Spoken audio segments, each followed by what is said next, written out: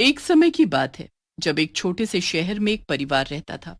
उस परिवार में मोहन, उसकी पत्नी मीनल, उनका बेटा राहुल और उनकी बेटी तिशा रहते थे। मोहन अक्सर ऑफिस के काम के चक्कर में बाहर रहता था और मीनल घर के कामों में व्यस्त रहती थी। तिशा हमेशा अकेली बोर होती रहती थी क्योंकि उसका भाई हॉस्टल में रहता था और वहीं पढ़ना चाहता था। उसके साथ खेलने वाला कोई भी नहीं था। एक रात की बात है जब तिशा को नींद नहीं आ रही होती और वो घूमते घूमते बेसमेंट में पहुंच जाती है। वहां एक दरवाजा होता है जो अपने आप खुल जाता है। उस कमरे में बिल्कुल अंधेरा होता है और सब तरफ सामान बिखरा हुआ होता है। तिशा आगे बढ़ती है तो उसे अपने सामने टेडी बियर दिखता है। तिशा खुशी से उछल पड़ती है। वाह, ये तो कितना सुंदर टेडी बियर है। तिशा उस टेडी बियर को उठाती है और उसे गले से लगा लेती है। जैसे ही वो टेडी बियर को गले से लगाती है, वैसे ही टेडी बियर भी तिशा को गले से लगा लेता है। ये देखकर तिशा एकदम हैरान हो जाती है कि एक टेडी बियर हिल कैसे सकता है। क्या तुम मुझे सुन सकते हो? क्या तुम बोल भी सकते हो? बताओ, बताओ ना। तिशा टेडी बियर से बात करने लगती है कि इतने में उसकी माँ पीछे से आ जाती है। तिशा, तुम यहाँ क्या कर रही हो?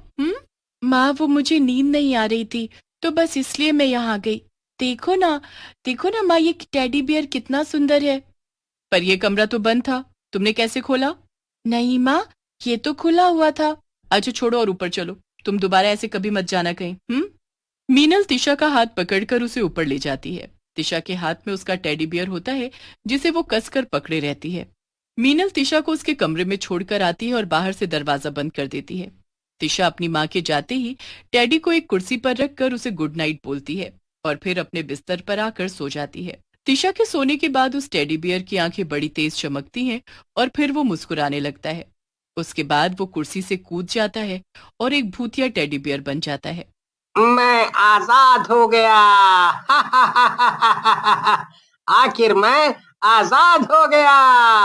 अब मुझे कोई कैद नहीं कर सकता। अब मैं अपनी मर्जी का मालिक हूँ। भूतिया टेडी बियर अपनी आजादी की खुशियां मनाता है और पूरे घर में घूमने लगता है।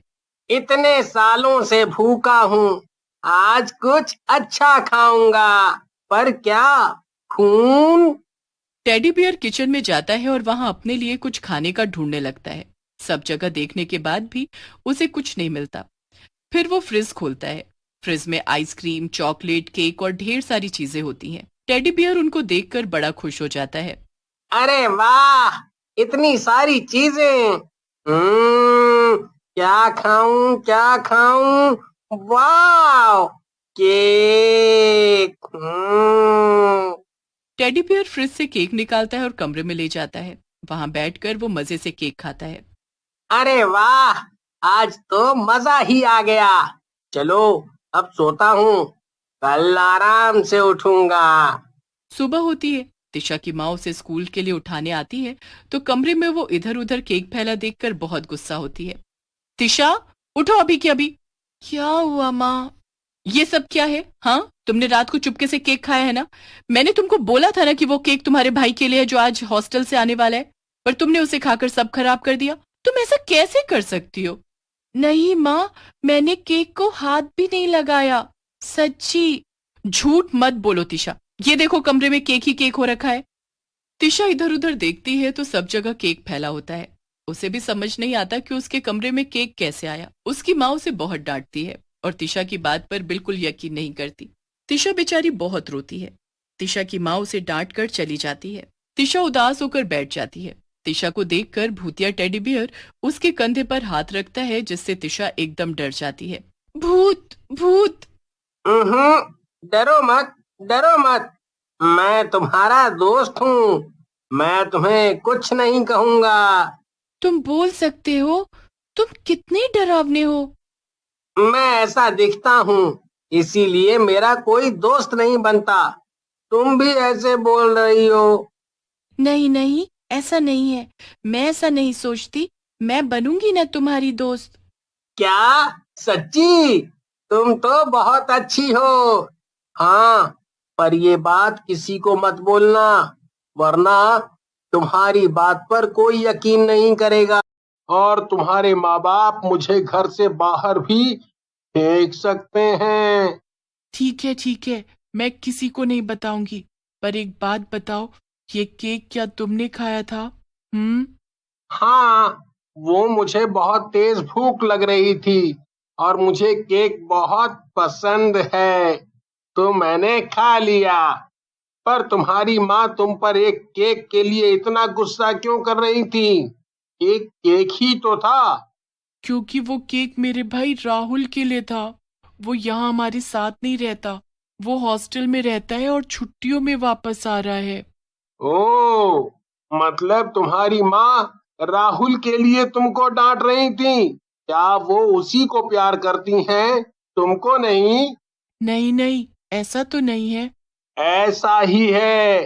तभी एक केक के लिए उन्होंने तुमको इतना ज्यादा डांट दिया। वो उसी को प्यार करती हैं, तुमको नहीं। तिशा उदास हो जाती है और कमरे से बाहर चली जाती है। उसके बाद वो रसोई में कुछ खाने के लिए जाती है और अपनी माँ से बोलती है, भूख लग रही है माँ, कुछ खाने को दे दो। वो दूध का गिलास रखा है टेबल पर, चाय पी लो और बिस्कुट भी रखे हैं तो खा लेना। तिशा थोड़ी उदास हो जाती है। उसके बाद उसका भाई राहुल आ जाता है। सब बहुत खुश होते हैं।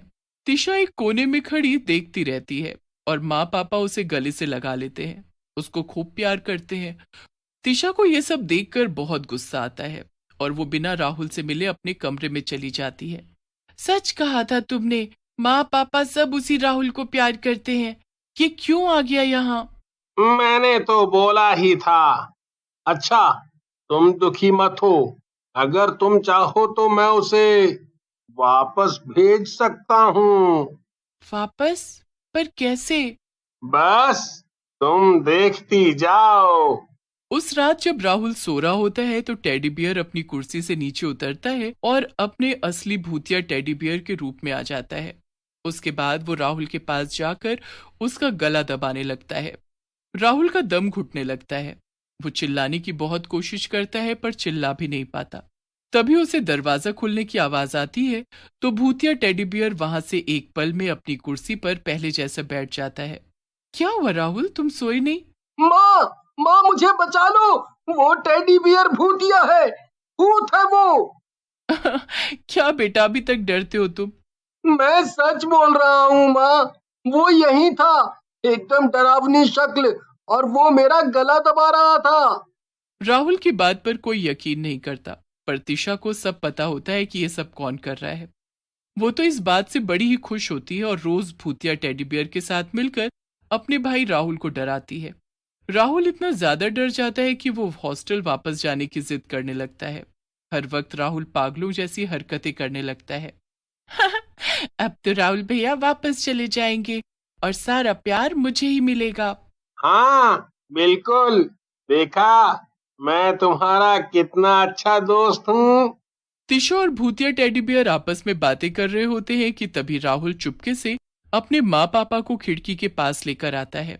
देखो मम्मी पापा, मैं सच बोल रहा था। ये टेडी बियर एक भूत है और ये तिशा का दोस्त है। हे भगवान, ये सब क्या हो रहा है? और हमें कुछ खबर भी नहीं। हमें तिशा से इस भूतिया टेडी बियर को दूर करना होगा।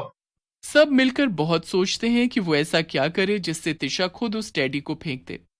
फिर अगले दिन सब लोग घूमने जाने का प्लान बनाते हैं। तिशा अपने टेडी बियर को भी साथ ले लेती है। रास्ते में वो एक खिलौने की दुकान में जाते हैं जहां सुंदर सुंदर टेडी बियर और डॉल्स होती हैं। तिशा उनको देखकर एकदम खुशी से पागल हो जाती है। उसे एक सुंदर सी डॉल दिखती है जिसे राहुल उसके लिए खरीद देता है। मैंने पूरे साल पैसे जोड़े थे जिससे मैं तुम्हें तुम्हारी पसंद का गिफ्ट दे सकूं। ये रहा तुम्हारा गिफ्ट। वाह भैया, आप तो बहुत अच्छे हो, सच में। वो सब घर वापस आ जाते हैं।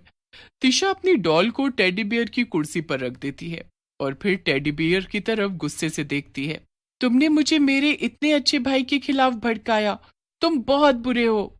भूतिया टेडी बियर को बहुत गुस्सा आता है और वो तिशा का गला दबाने लगता है कि इतने में वहां राहुल और उसके मम्मी पापा आ जाते हैं। वो टेडी बियर को बड़ी मुश्किल से तिशा से दूर करते हैं। तिशा दम घुटने की वजह से हांफने लगती है। मुझे बचा लो इससे, इसे दूर कर दो, इसे फेंक दो माँ। हाँ बेटी, तुम चिंता मत करो, इसको हम अभी दूर फेंक कर आते हैं।